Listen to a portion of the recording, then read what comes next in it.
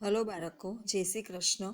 આજે આપણે life skill વિષયની અંદર એક વાર્તા વિશે સમજીશું. એવું બન્યું કે એક કૂતરો તેના મોઢામાં બ્રેડનો એક ટુકડો લઈને જતો હતો. આપણે લાઈફ સ્કિલ છે ને, આપણી પીરિયડ છે લાઈફ સ્કિલનો, આપણો સબ્જેક્ટ છે લાઈફ સ્કિલનો. એ લાઈફ સ્કિલમાં બધી વાર્તાઓ આપી છે.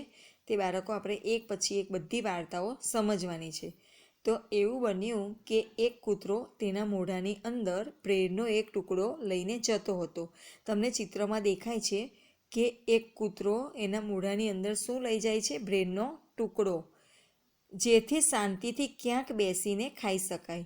શું વિચારે છે કે એ બ્રેડનો ટુકડો હું લઈ જાઉં અને કોઈ સારી જગ્યા ઉપર હું બેસીને એ ખાઈ શકું. હવે તેના ઘરે જતાં રસ્તામાં નદી પરનો એક પુલ આવતો હતો.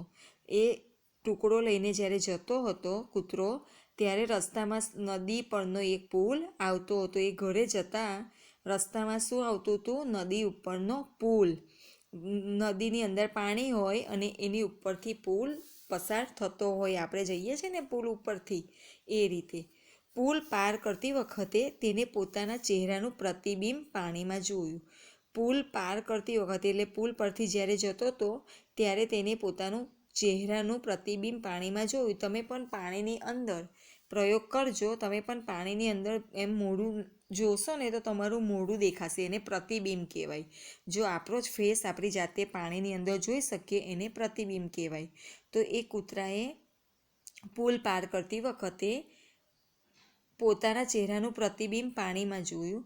તેને એવું વિચાર્યું કે મોઢામાં બ્રેડના ટુકડા સાથે એક બીજો કૂતરો નીચે હતો. શું વિચાર્યું? કે એને મોઢાની અંદર બ્રેડના ટુકડા સાથે એક બીજો કૂતરો નીચે હતો.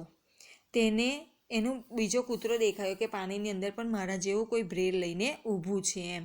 તેને તે ટુકડો પણ લેવાનો નિર્ણય કરી લીધો. એને કીધું કે આ બીજો ટુકડો પણ હું લઈ લઉં. આ એક મારી પાસે છે અને જે બીજો અંદર લઈને બેઠો છે એ પણ હું લઈ લઉં. એટલે તેને પાણીમાં દેખાતા પ્રતિબિંબ સામે ભસવાનું ચાલુ કરી નાખ્યું. એને શું કર્યું? એના પાણીની અંદર દેખાતા પ્રતિબિંબ સામે એને ભસવાનું ચાલુ કરી દીધું. પરંતુ જેવું તેને ભસવા માટે મોઢું ખોલ્યું કે મોઢામાંથી જ બ્રેડનો ટુકડો પાણીની અંદર પડી ગયો.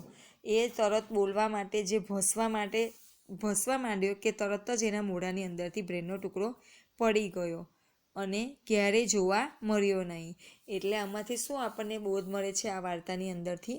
કે જેટલું મળે એટલામાં જ સંતોષ માણવો જોઈએ. વધારે લેવાનો આગ્રહ રાખવો જોઈએ નહીં. સમજ પડી બાળકો? જય શ્રી કૃષ્ણ.